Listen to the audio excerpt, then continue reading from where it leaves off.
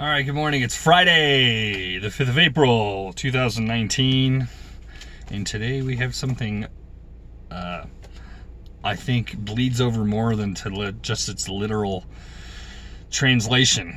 Refuse poverty. If you want riches, you must refuse to accept any circumstance that leads toward poverty. The starting point of the path that leads to riches is desire. Well, this seems pretty obvious. No one aspires when they get out of school to be in poverty.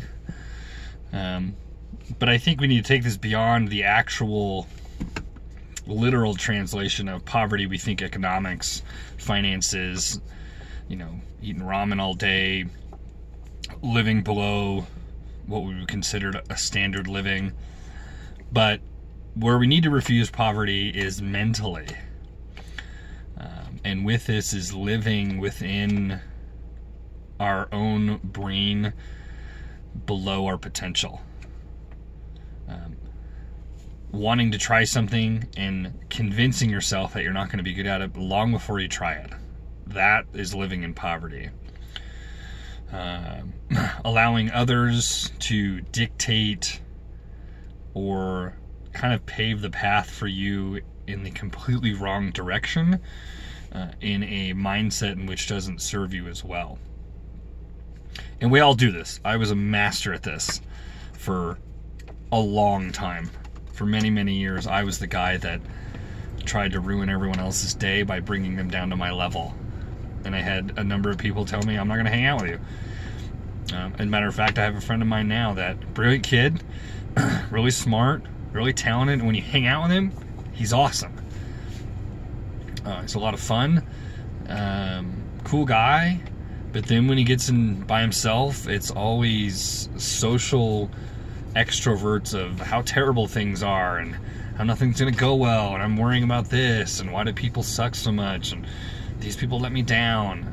And that far outweighs, from what I can tell, his self-talk of positivity. So the refusing poverty is really refusing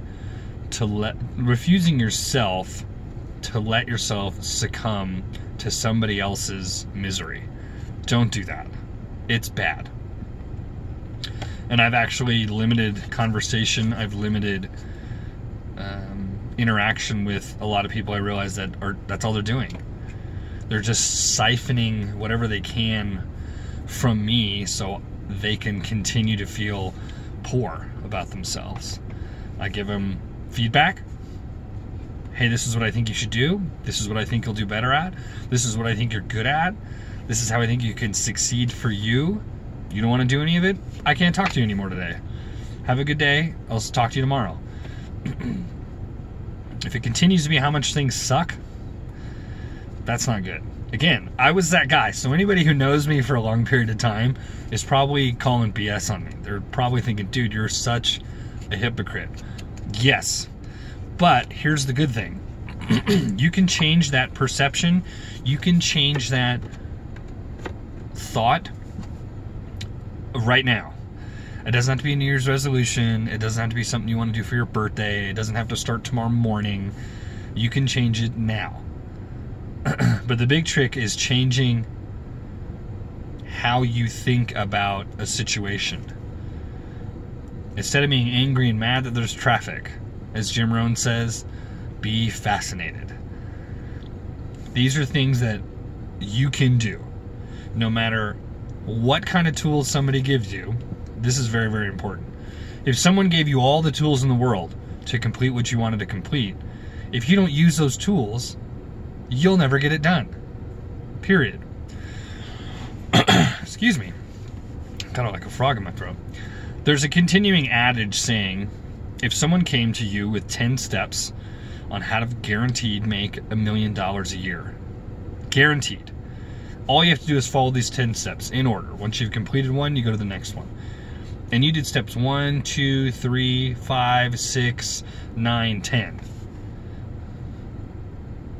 And you skipped those other 2, and you went back to that guy and said, look, I followed all your steps. Well, no, you didn't. You missed 2 of them. I already knew those ones. I didn't need to follow those steps.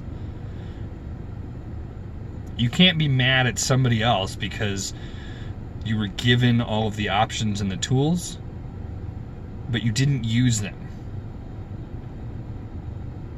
That's the key. If someone is trying to help you, let them help you. If you already knew it already, you wouldn't ask for help. This kind of kicks into motivation, which I could go on for hours about. There's no such thing as motivation. If you're motivated, you did it yourself, you didn't need it. You can have inspiration, but not motivation. But back to the refuse poverty. Don't let somebody else, with their attitude, with their outlook, with their process, if it is not in the same direction and lineage that you want to do, you need to limit your contact or cut it off altogether. It will not help you. This will not only help you financially, but it'll help you emotionally, it'll help you relationships, it'll help you with your children, it'll help you across the board. But also study language on how you can make that more positive for you. So I hope you guys have a good Friday. Remember, the work starts on the weekend. Tomorrow and Sunday is when the real work is done. So when you're not at your job, you need to be working on yourself. So like and share would be appreciated. Again, you never know who you're going to help. And I will be seeing you tomorrow.